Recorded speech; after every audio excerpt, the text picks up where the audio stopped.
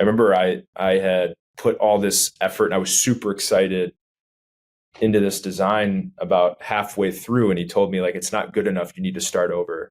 I remember like specifically he was like, this feels expected. I was like 15. I remember I woke up to that email, like having to check email at 15, right? And I was devastated.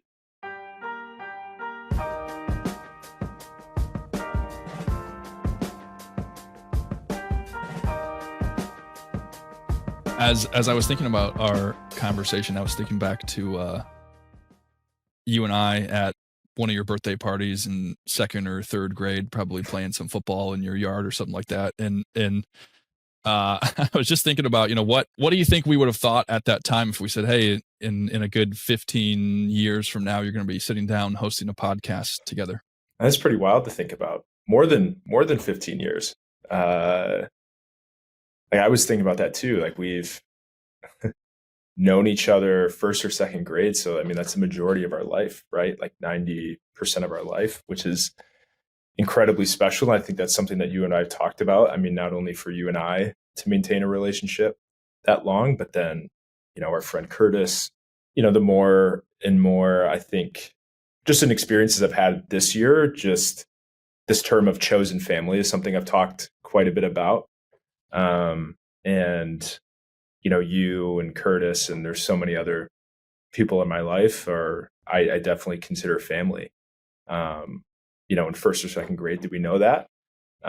Probably not. I think it's a testament to how special it is. And I think, yeah, I mean, I could fill the next hour talking about that, but it's incredibly special to me and I've realized it more and more just with things over the last year that have happened. Just how powerful chosen family is.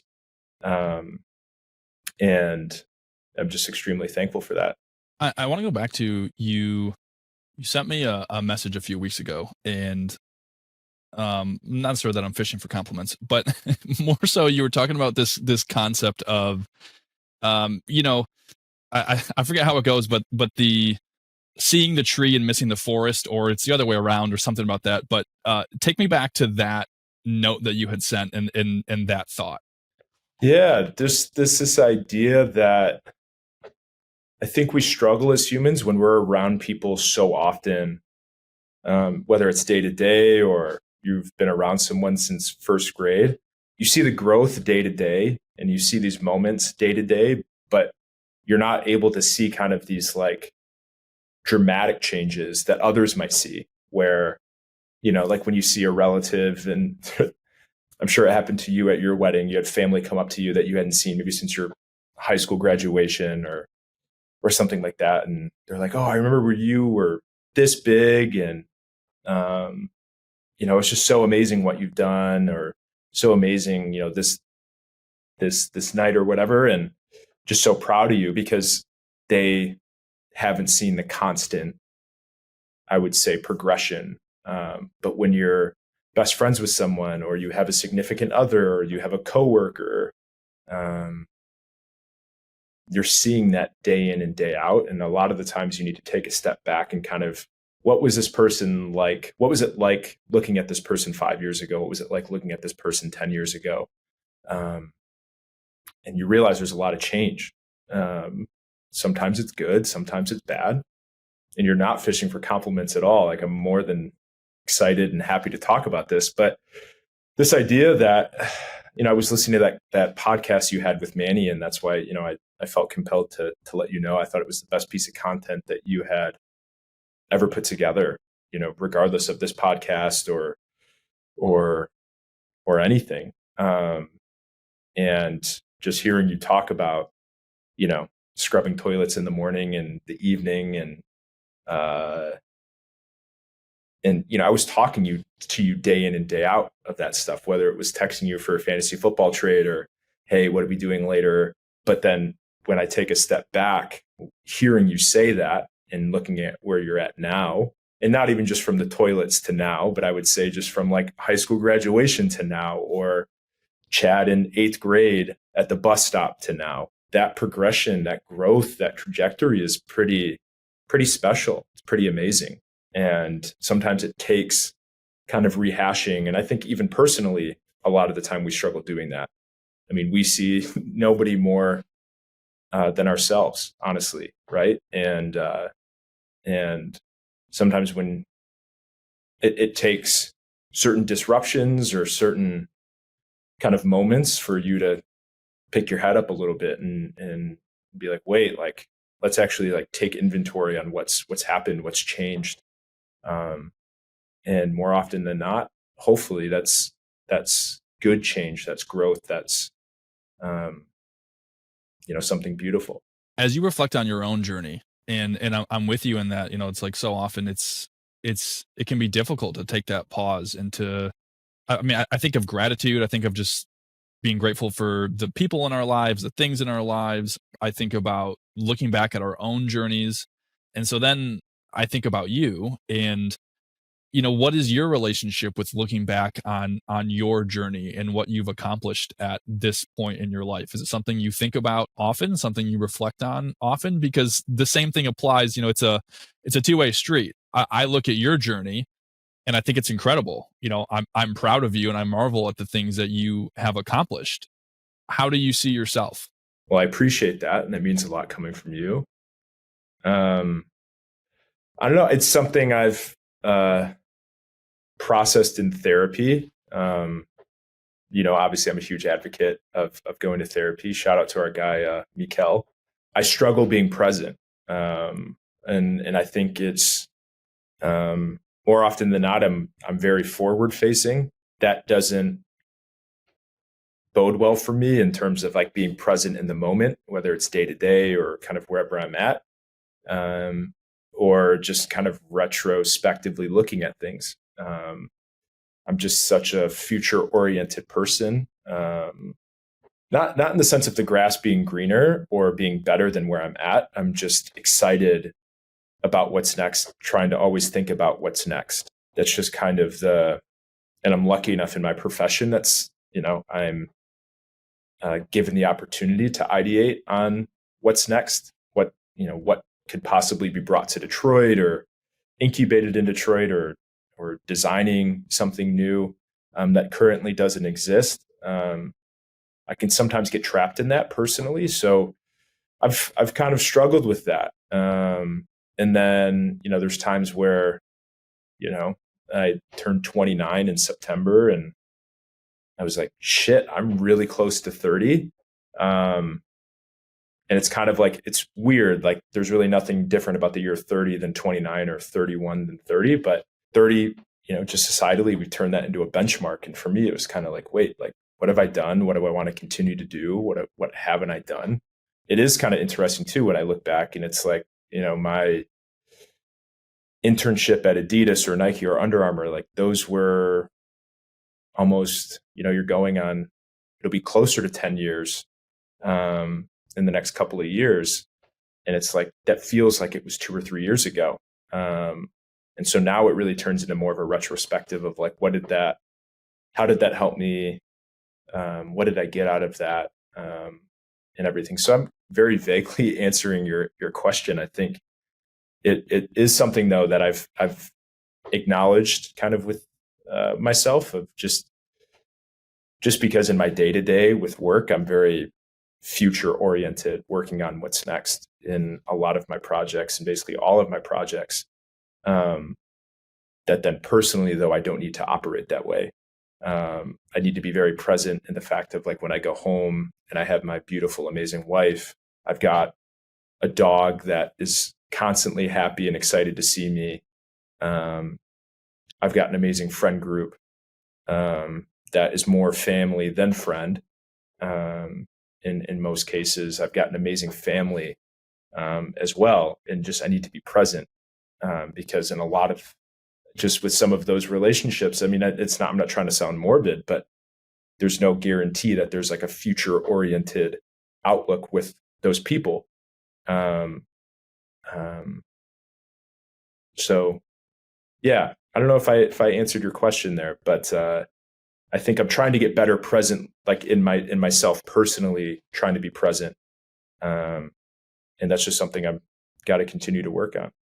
So you mentioned a little bit about your work now, and I want to dive into that a little bit later. But I want to rewind and go back a little bit because so for the full context, as Alan and I were talking about our friendship and relationship, he and I both grew up in the same small town in Michigan. We're both from the city of Brighton, and you know we lived a quarter of a mile away from each other, and we spent a lot of time together growing up. And I think we're just kind of come from similar families, and we're two kids just living the sort of suburban lifestyle growing up in Michigan. And I look back on the Future Soul contest as this moment for you where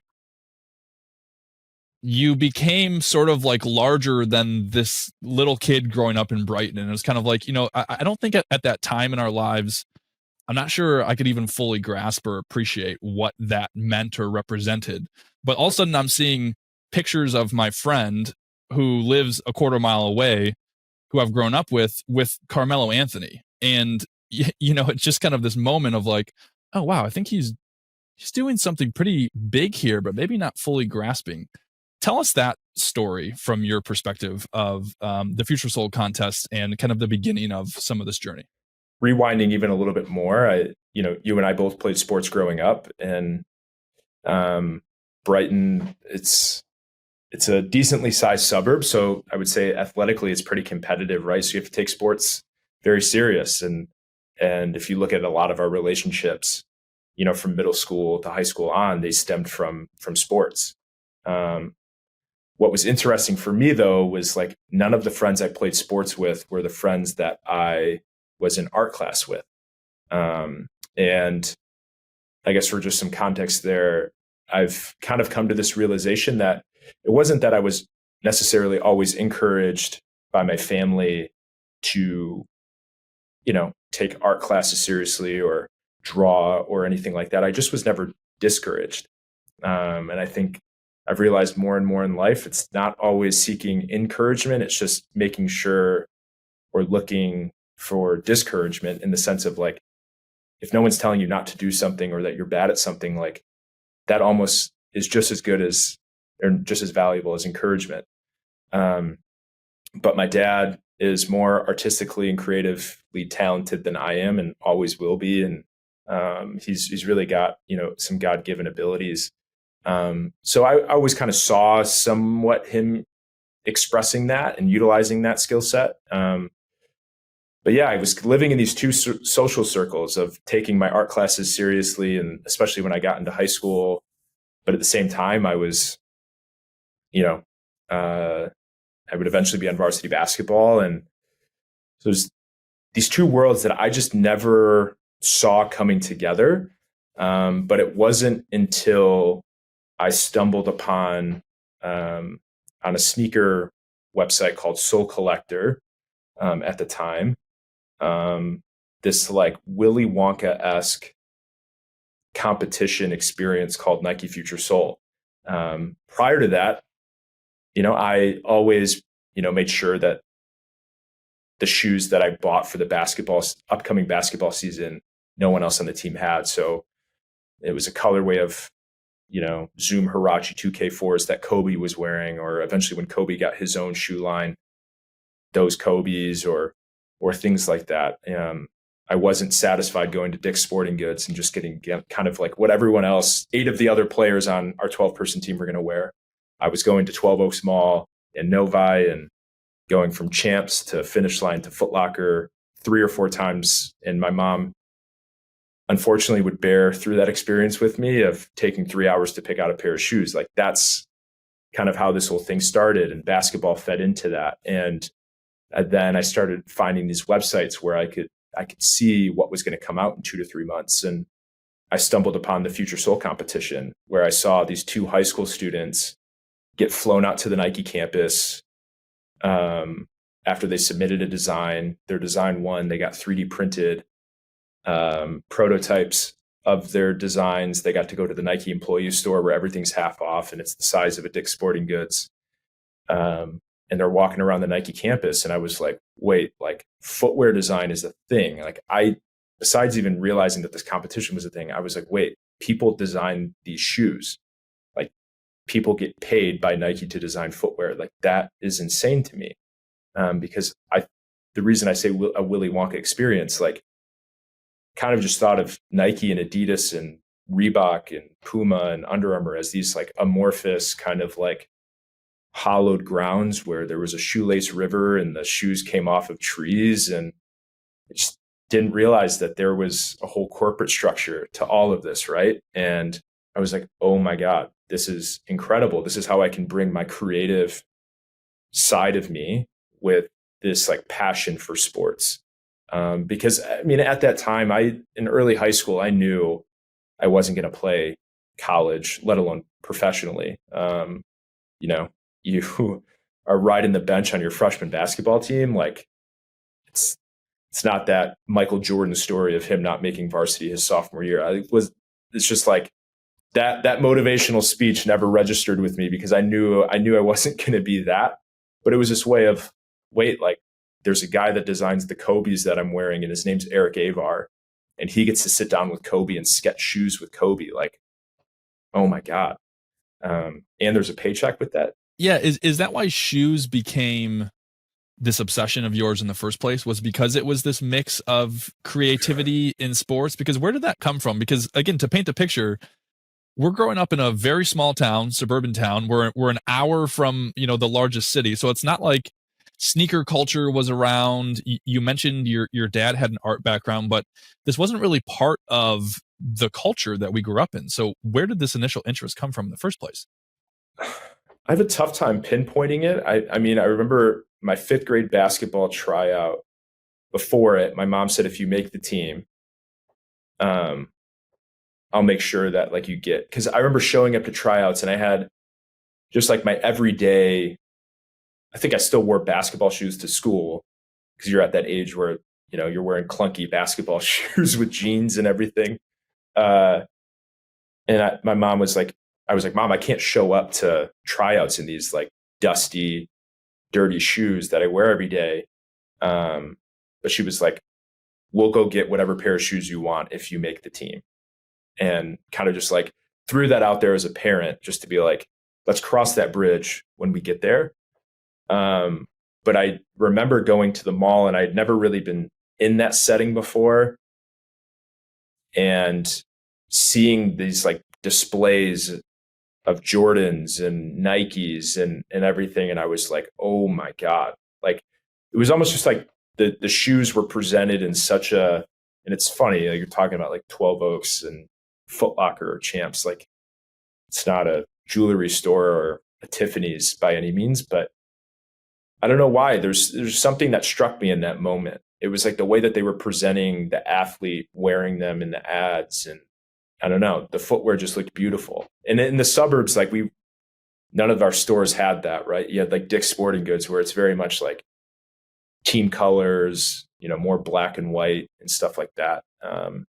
So I think that initial kind of shopping experience in 5th grade kind of ignited this interest. And I think as well, my skill set from a sports perspective wasn't that great. I mean, you played basketball with me in 5th, 6th, and 7th grade, and we spent a lot of time cheering our teammates on from the sidelines. But it was a way for me to maybe stand out individually a little bit. I clearly wasn't getting complimented on my stat line, but was like, oh, Alan, I love those shoes. And those are really cool. Where'd you get those? And just kind of a way to just subtly stand out. And then as we started to play these teams, because our travel team became pretty good, right? And you're playing teams from Ann Arbor, like that were better than us, and those guys were wearing Jordans, and it was almost just like, wait, if we're wearing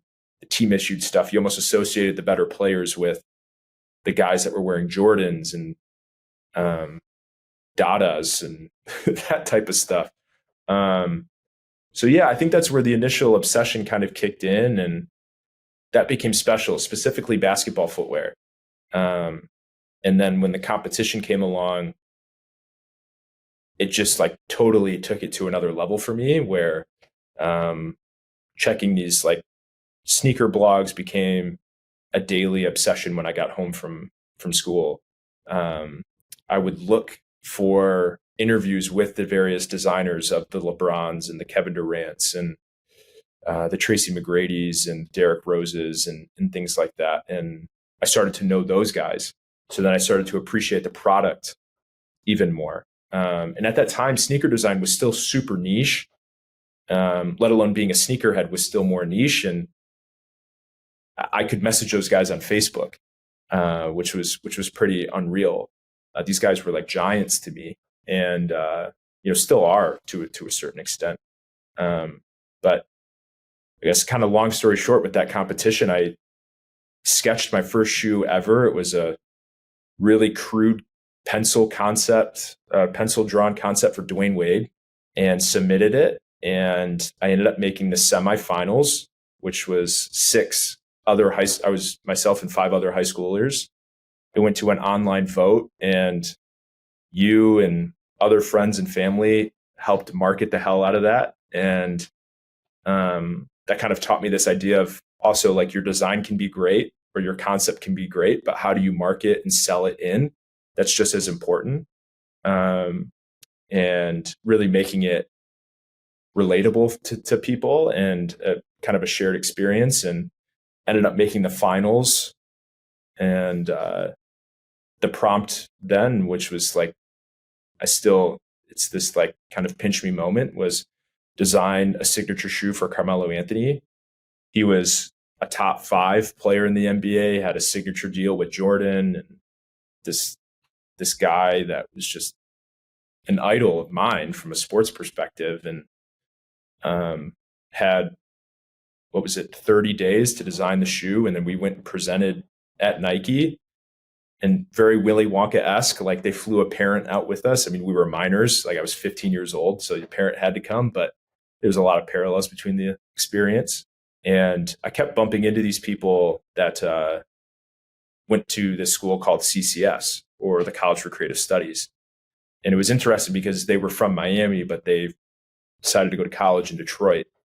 And I was like, wait, like maybe I should go to art and design school. So by the end of my sophomore year, right, I knew exactly like what profession I wanted to do, where I wanted to go to college, and how to get there. And I had mentors with that. So, which is very, very, very unusual.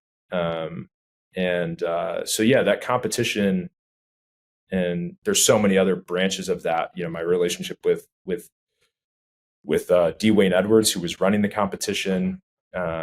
He's someone now that I've been lucky enough with the Gilbert family to bring him to Detroit now permanently. And that's maybe the most impactful thing I've ever worked on in my life. Like, there's still this like ripple effect from that experience when I was 15, whether it's relationships, people still wanting to know about it, or just like I realized like every decision that kind of branched off from that. Now I'm able to look back almost 15 years later, and realize that like that might have been the most pivotal moment in my life.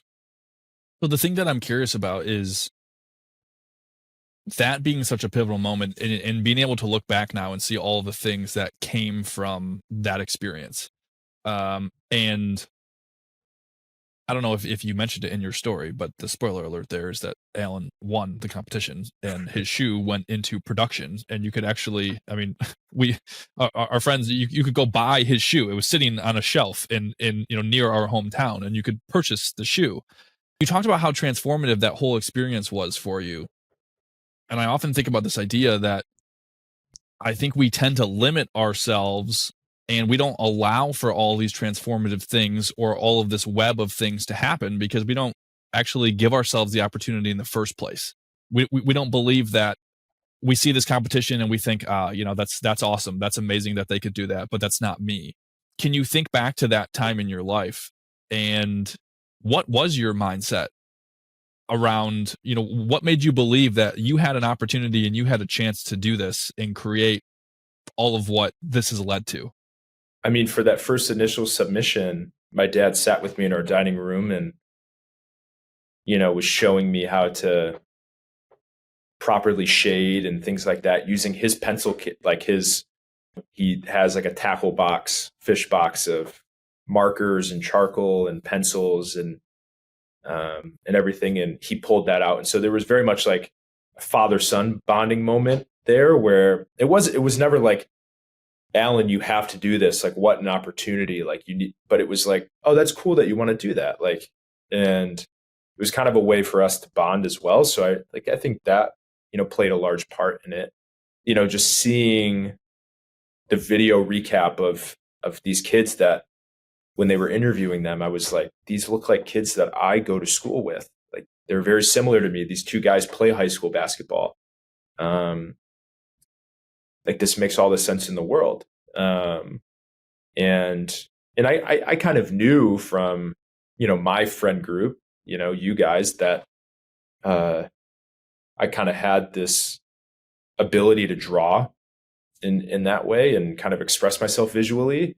So it's kind of like marrying all of that together. The way that Dwayne was kind of marketing the experience was very much like, we're looking for the next generation of footwear designers. And so it was very much like an open call. It wasn't, nothing about it felt out of reach. I do think like what got very intimidating for me was then when it got to the semifinalists, and 2 or 3 of the kids that I was competing against in the semifinals, when I just looked them up on Facebook, went to this incredible high school in Miami called Dash, Design and Architecture Senior High, where literally like in high school, they have like design majors, like car design and product design and architecture. And like, granted, like I said, we had a great art program at Brighton, but it was nowhere near that. So that became very like intimidating when I realized I was going up against this guy named Scott. And I was just like, wait, Scott is 10 times the kind of creative that I am, having then my parents there to kind of back me up. And everyone was so excited as well in my friend group and family. Once I made the semifinalists, you kind of felt like, oh, wait, if people help me get to this point, I can't give up. There was a funny moment where, I mean, it's funny now, but in that 30 days where I had to then design a new shoe for Carmelo, my mentor that was assigned to me from Nike, it was very cool. They paired you up with a mentor, Dennis Dekovich, who would later be my boss at Adidas when I graduated college. But I remember I had put all this effort and I was super excited into this design about halfway through. And he told me like, it's not good enough. You need to start over. I remember like specifically, it was like, this feels expected. I was like 15. I remember I woke up to that email, like having to check email at 15. Right. And I was devastated. I was just like, oh my God, I just remember like moping and like laying in bed, and my mom was just like, you still have like 15 days left, like what are you going to do about it? And then I like cranked for the next 15 days. And I think that experience at 15 very much like set the tone for my career, my college experience, and everything, of just like kind of the resiliency from sports kind of carrying over into having that competitive mindset, that perseverance in my career and kind of what I do from a day in and day out perspective, that I'm very actually thankful and happy. May sound convenient, but that I wasn't the kid getting a lot of playtime, or sports didn't necessarily always come easy to.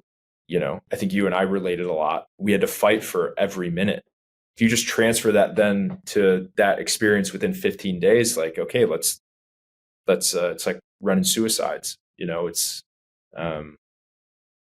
let's get after it. I think I can look back on it now and realize like that's where some of that came from. But I think at the time it's just like, okay, like, am I going to blow this opportunity, or am I going to, kind of rally and make the most of it? And I mean, it worked out, and I'm very, very thankful it worked out that way, because it was very cool for me. I proved something to Dennis at 15. And then later when I was 21 or 22 applying for a job at Adidas where he was a decision maker there. I had already built, equity and proved something to him years ago, that then helped me get the job with him at Adidas in New York. And I've got to imagine you proved something to yourself. I've got to think that you hadn't received feedback like that too many times in your life at 15 years old of someone just saying, hey, what you've done and what you've created, it's not good enough, and go do better. And that's a pivotal moment. You either shy away from it and just say, you know what, I can't do this, I quit. And that's not the route that you chose to take. And I got to imagine that you proved something just to yourself, and that, hey, if I can face adversity and I can be challenged and I can still perform. I can still achieve what I set out to achieve in the first place. Yeah. I think it's interesting because, posting that first initial design online that got me into the semifinals and then the finals, that was on Facebook, kind of the start of social media in that sense. And, everyone is telling you how amazing it is, right? This is great. You're so talented. What an opportunity. Remember Channel 7 or what, the station came over to interview me. Like, you're feeling like unbelievable because you think you're like the best at it. And then you get in front of an industry expert that's your mentor and they say it's not good enough. Very much like a juxtaposition from everyone telling you that you're amazing, you're great. I think we're very much in a day and age now too, where because of social media, there's a lot of immediate gratification. That's why a lot of us use social media. You post something and it's flame emojis but I don't know if social media is necessarily always the best litmus test on whether something's great or not, or good or not. And I know you've talked about the effects of social media, right? So I think it was great for me at 15 to kind of realize that there's a whole other actual legitimate and necessary kind of litmus test for whether or not something is good. And those are people in the industry that you're going to work with. Yeah, I guess that was kind of my question that came up there is like, where do you base, whose feedback do you value, and what is sort of your process for determining who you should listen to and who not to? Because I'm with you in that social media there's lots of pros and cons to it, but it might not be representative of, I don't know, people pushing us to be our best selves at all times. So how does that process work in your brain as far as whose feedback you're considering? I mean, always, I just think from like whether or not I'm doing the right thing. That's friends and family, right? We've seen it. People post a lot of dark things on social media, and there's people that affirm and really prop up that negative behavior. Like there's a corner of social media for kind of anyone and everyone. And I would say just from like a sense of like, am I doing the right thing? Am I making the right decision? Like, to the beginning point of our conversation, I'm lucky enough to have people like you in my life, and my wife and my family, my coworkers here, that I'm extremely close with, just from a decision-making standpoint. Now, from like a creative lens, I think I've been lucky enough to have some of the best designers ever as mentors. Dwayne Edwards, Dennis Dekovich, my close friends, Nick Diver designed for Yeezy and the first laceless basketball shoe when we were together at Adidas, and Jean Khalif, or Khalife, depending on how Midwestern I want to sound, is a phenomenal designer. The people that I get to work with today, more from a branding and creative standpoint, I'm surrounded by people that do amazing work. And whether that's people that I, like I said, directly work with or used to work with, and that's the standard, like day in and day out. Like I don't need to go search for something. It's like, hey, are we comfortable putting this out there?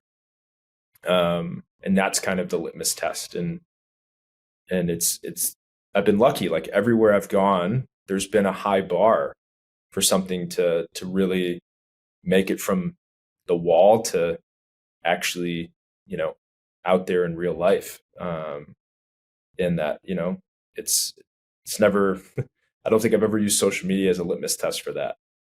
Whether or not something should go from concept to reality.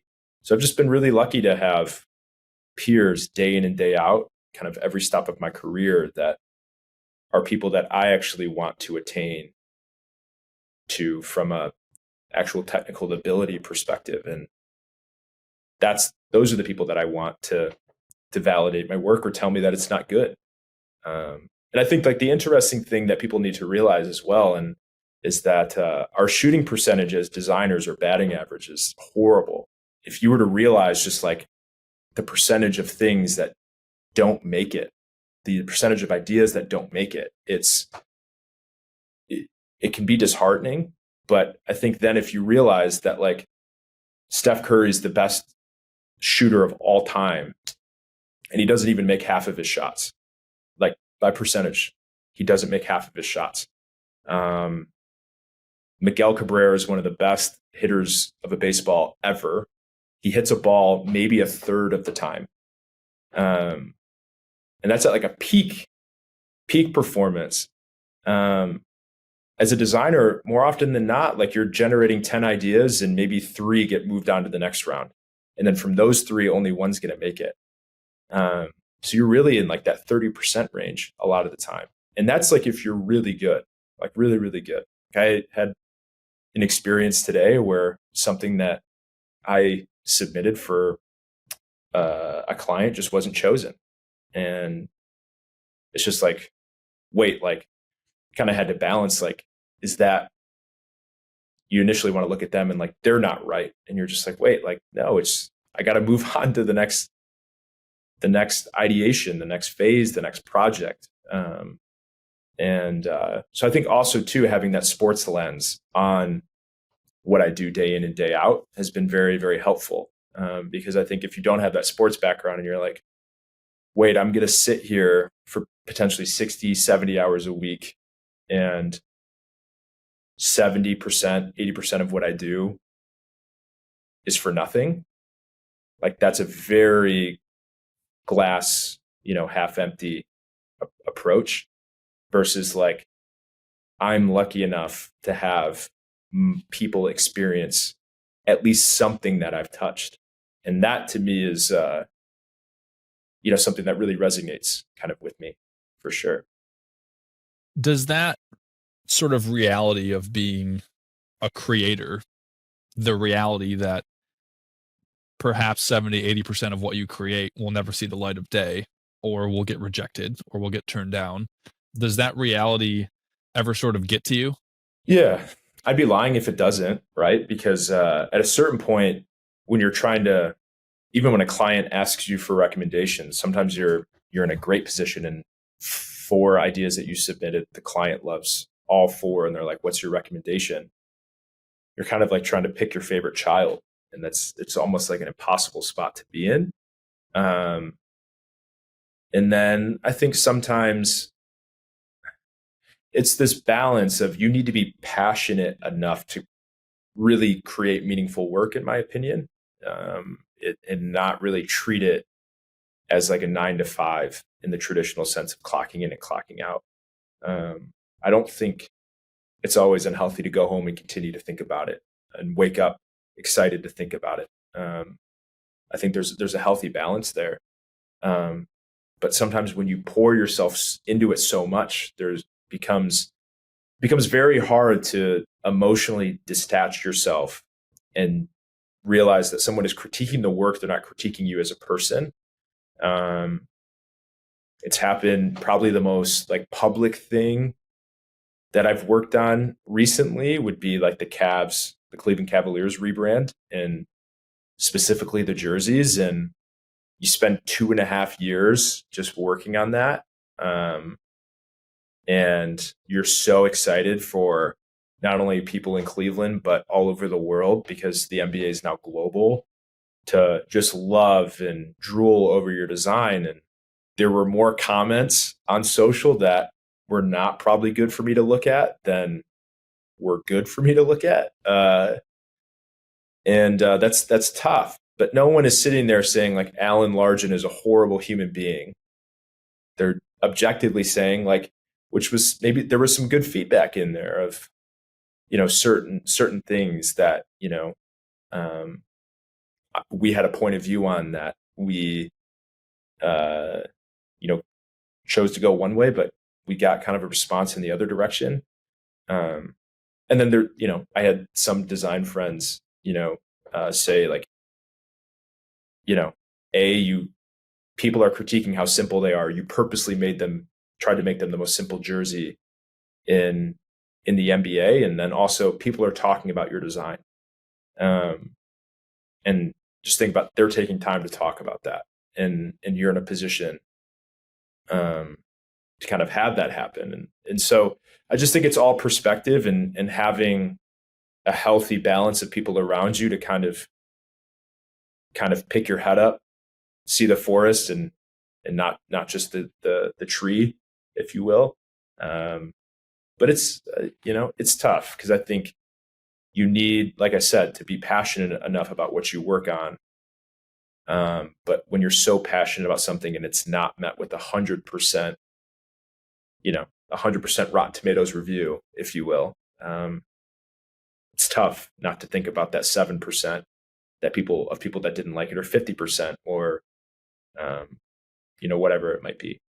I guess it comes back to, why are you designing or creating in the first place? And you mentioned somewhere in there the word choice, and I think the things that we are creating, inherently we're just making a series of choices, right? And hopefully we're doing them for the right reasons. Hopefully we're creating things that we have a belief in, and we believe in the process that we're taking to do so. And if to me, like what I'm hearing you say is that if all of those boxes are yes, I'm doing it for the right reasons. I'm creating something that I believe in. I feel good about the process. I feel good about all of these things. Then we can't control the last step, which is how people receive what we've created. And that's not to mean that people's feedback isn't valid, or that there's not an opportunity for us to learn. But it seems like as long as that whole process up to that point was something that was in alignment with your values and your beliefs, then there's always going to be that element that we can't control, which is what people perceive and what they think. Yeah. And I remember it was my first semester of design school at CCS, and I was presenting an idea, for a design, and I kept saying I, like, so I did this because and I did this because and I did this because I. And my professor, Steve Schock, stopped me and said, Alan, design is a service. Art is self-expression. So basically he was telling me there's a whole other part of campus here for the art majors that are non-design. And if you want to express yourself, like, that's the place to probably go do it. Now I would say there's like a very limited few of designers that reach a point in their career where they're just paid for their expression. Which is, I think a lot of us strive for that, but it really helped kind of crystallize that for me, that design is not for me, it is for someone else. And so to think of design as a service, I think, to your point around those choices that come along throughout the process, it's constantly reminding yourself that I'm a part of this, but it's not just solely for me. In a lot of instances, it's not for me.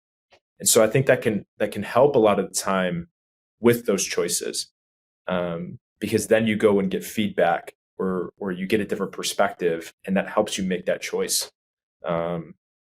So that was, in design school, it was a big kind of turning point for me. I think where in my career it's gotten a little hairy sometimes is when you actually realize that you are the target demographic, or part of the target demographic. And then it becomes like, wait, like, would I want this? And that can kind of become a whole rabbit hole, that's never ending. But Yeah, I think more and more I've realized in my career, I've tried to, you know, in in therapy, this is something that I've tried to unpack is what's my motivation? Like why do I feel so passionate about, because I'm not designing footwear anymore. I realized, less than a year out of design school that even though I had done the Future Soul competition and 3 internships at the biggest footwear companies in the world, and then working at Adidas in Brooklyn, New York, wait, I don't want to do footwear anymore. I'm actually passionate about design and in creating, and that led me to coming back to Detroit, which has been that was one of the best decisions I ever made in my life. But I've been trying to unpack, like, why am I passionate about creating? Really, this idea of it being a service. It's a medium for me to try to better people's day, create experiences for them that brings joy to them.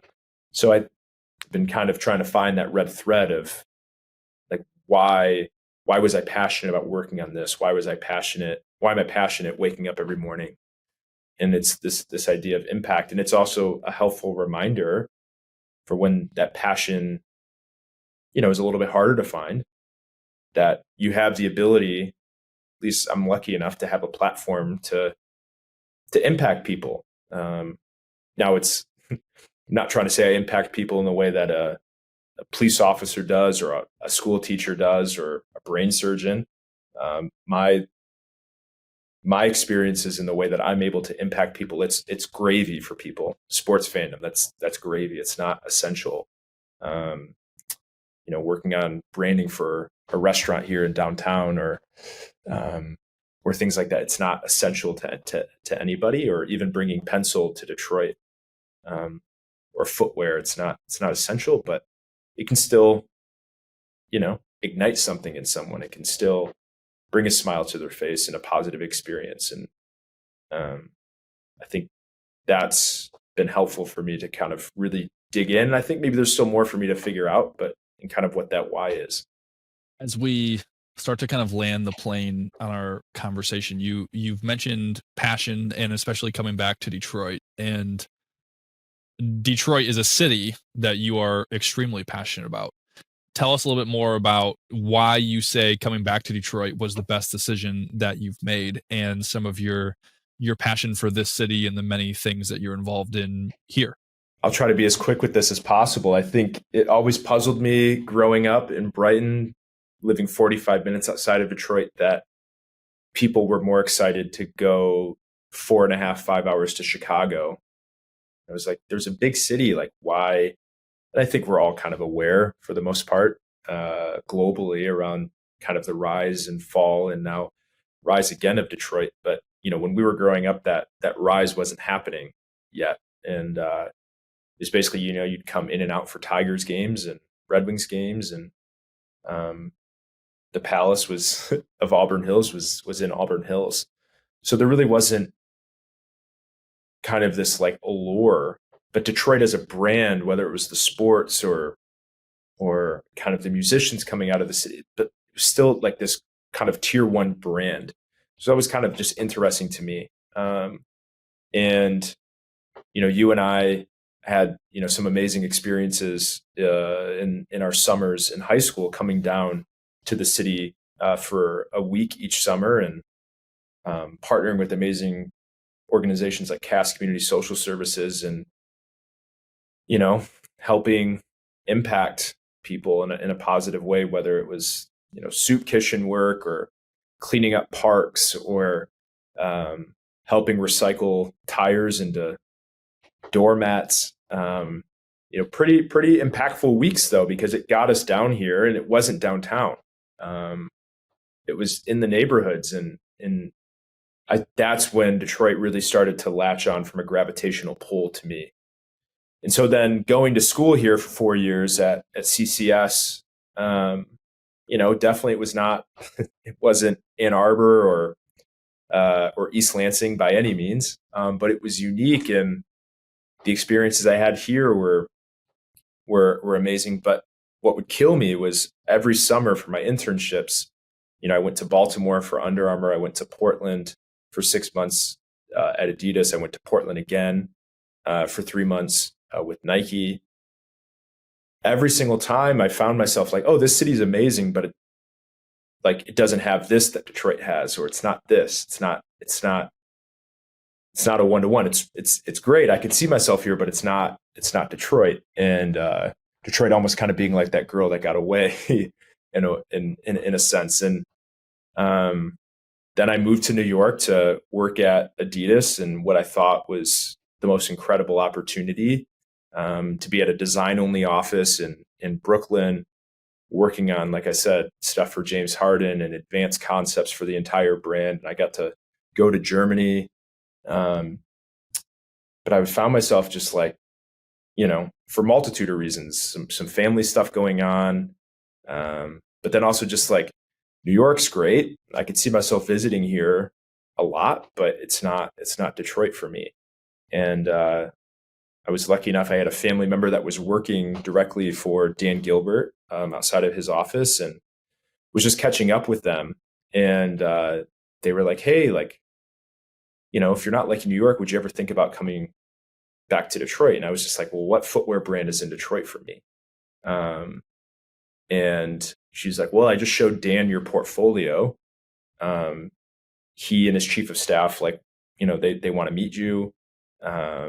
And before I knew it, a couple phone calls with his chief of staff led to them flying me out to a Cavs Eastern Conference Finals game. No one at Adidas knew I was doing this. And I sat down at the game, and StockX was being incubated at the time. I only kind of knew Dan as the Cavs owner, didn't really connect it with like everything that he was doing in Detroit from a real estate and philanthropic end, and then Rocket Mortgage and all these different things. And then I'm sitting there, and someone pulled out what he has as an isms book. And it was a grid of like 100 companies. And they were like, if you come sit outside of his office, you'll get to work on all of these. And somehow all of these companies, for the most part, have a tie to positively impact the city. And I know some people will debate that, but I'll spend a whole nother hour talking about that if we have time. But it was like, Dan was basically like, yeah, I don't know kind of what you exactly want to do, but I want you to come work for me. And, so if you work with my chief of staff, like make a job description and a job title, then let's make it happen. And I'm like, oh my God. And I fly back to New York, and I'm trying to tell you guys about it. I'm telling my family about it. And I'm like, wait, like, they're like, so what's the job? And I'm just, I don't know. He told me to make a job description and a job title. So made a job description and a job title, cobbled that together. And they gave me an offer that I think like stood for 24 hours. I really didn't have time to think about it. And I just said, you know what, I got to do it. If I say no to this, I'll regret it for the rest of my life. And so that was 6 years ago. And I've been so lucky to then get to know the Gilbert family, even outside of Dan. And I work closely with Grant now. I've gotten to work with Jennifer, his wife, and kind of realize and just sit outside of the office of the person that's maybe had the biggest role in the city's resurgence over the last 10 years. And that's just been, unbelievable. Career development or personal development doesn't even start to scratch the surface with it. And yeah, it kind of started as being Dan's creative liaison. The job description wasn't even accurate at all. Never really has been.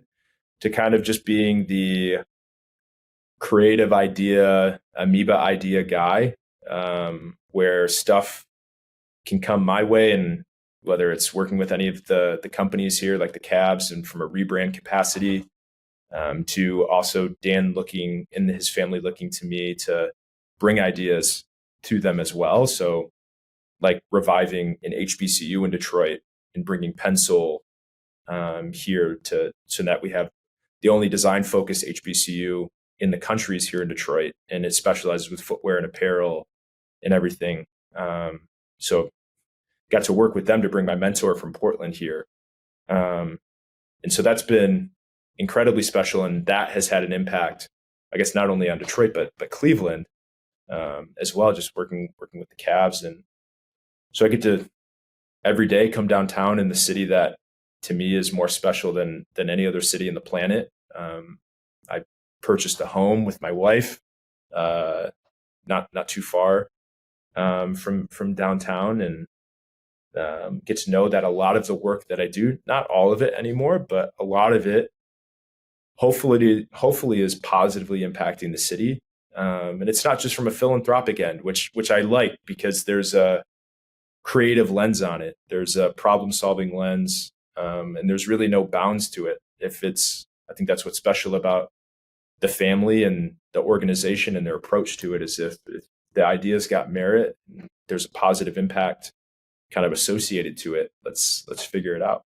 Well, and because people listening to this, some have, but many won't have sort of the front row seat that I and people close to you have had over these past 10, 15 years of your journey. I can attest to the fact that you've worked very hard to create these opportunities in your life. And I think back to young Alan wearing the dusty old shoes to tryouts, and your mom saying, if you make the team, we can get you a new pair of shoes. And I feel like that just makes a lot of sense to me now, that story of, I feel like that's represented for you. If you work hard, if you put in the effort, then good things can come. And I think that's been a consistent part that I've observed and had a front row seat to see in your story, which has been really special. So I'm proud of you. You're doing great work, and I can't wait to see what the next chapters hold for you. If people want to stay in touch with you and keep an eye on what those next chapters involve, what are some ways that people might be able to get in contact or stay in touch with you? Well, Instagram would be kind of one that I would say I check periodically. So sorry if I think you and I have talked about trying to be better at communication in that sense.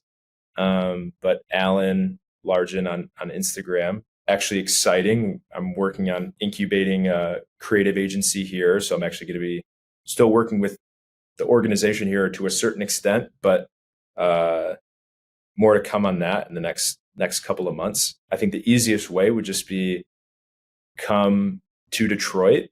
I'm going to shamelessly plug it. Like, I think I realized it during our wedding when we had it downtown here, how many people hadn't been downtown in this sense in 5, 10, 20 years. Come experience, downtown and everything that the Gilbert family has been a part of, along with a lot of amazing other partners and people that never left the city, people that are here in a new way. I would say, obviously, if you want to reach out, feel free to reach out. But if you come down to the city, you'll not only maybe be able to see some of the stuff that I'm lucky enough to play a small part in, but also just have an amazing time. Love it, man. Well, I appreciate you. I appreciate you sharing your story, and thanks for your time. Love you, dude. Thank you.